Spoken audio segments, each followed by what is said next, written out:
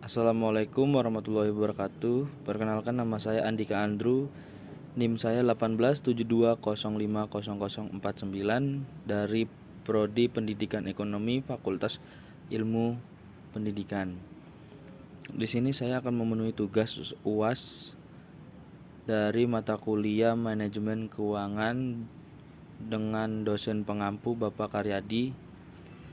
Di sini saya akan menjelaskan tentang strategi pengelolaan keuangan pasca pandemi COVID-19. Berikut penjelasannya.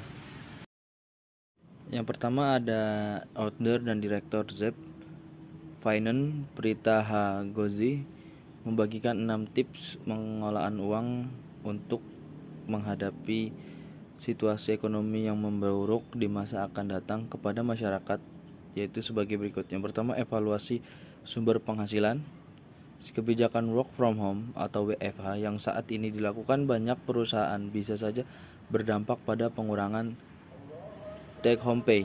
Kebijakan bekerja dari rumah ini juga bisa memberikan dampak yang sangat drastis kepada pekerja lepas dan pekerja mandiri. Untuk memudahkan peraturan keuangan disarankan agar masyarakat memulai membagi anggaran keuangan dengan sangat ketat. Anggaran rumah tangga bisa dibagi menjadi 3 pos, yaitu living, saving, and playing.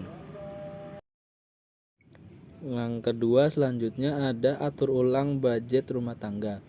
Untuk saat ini, ada baiknya memprioritaskan pemenuhan kebutuhan utama seperti pengeluaran pokok. Hentikan sementara pengeluaran yang tidak penting. Selain itu, jangan panik karena bisa membuat pembelanjaan yang tidak perlu. Bekerja dari rumah bisa saja menyebabkan anggaran untuk hidup mungkin naik.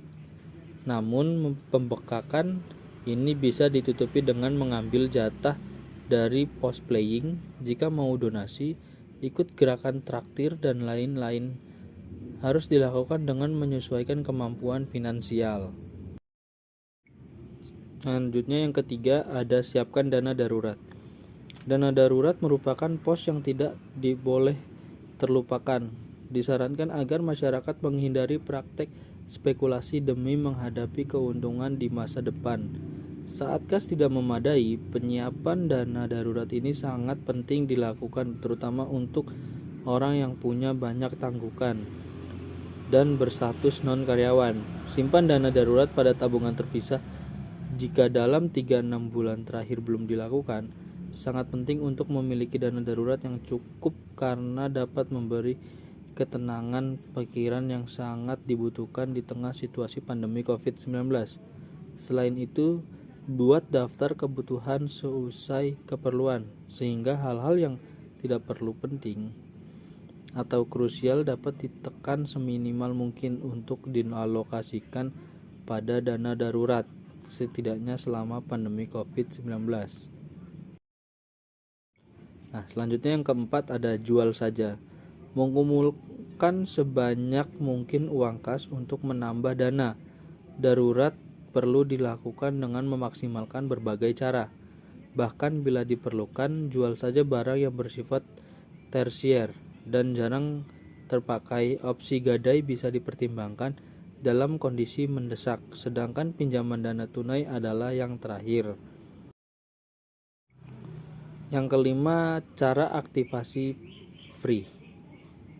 Banyak berdiam di rumah untuk mencegah penyebaran COVID adalah hal yang baik.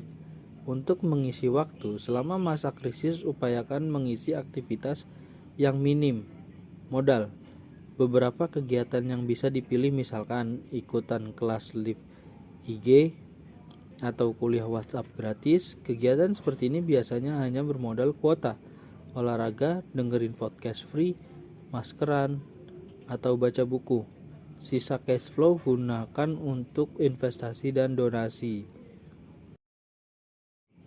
Dan yang keenam ada tunda pembelian dengan sistem cicilan. Membeli barang dengan cicilan tetap saja menggoda meski di masa krisis. Tetaplah untuk berpikir rasional. Meski sudah lama direncanakan, tunda pembelian barang non pokok secara cicilan agar mengurangi porsi kewajiban bulanan di masa krisis. So, saatnya kita kiat pinggang sejenak dan buatlah prioritas pengeluaranmu agar kita bisa survive di situasi yang kurang menguntungkan ini. Cukup sekian penjelasan saya tentang strategi pengolahan keuangan pasca pandemi COVID-19. Kurang lebihnya, jika ada salah kata, mohon maaf. Saya ucapkan terima kasih. Wassalamualaikum warahmatullahi wabarakatuh.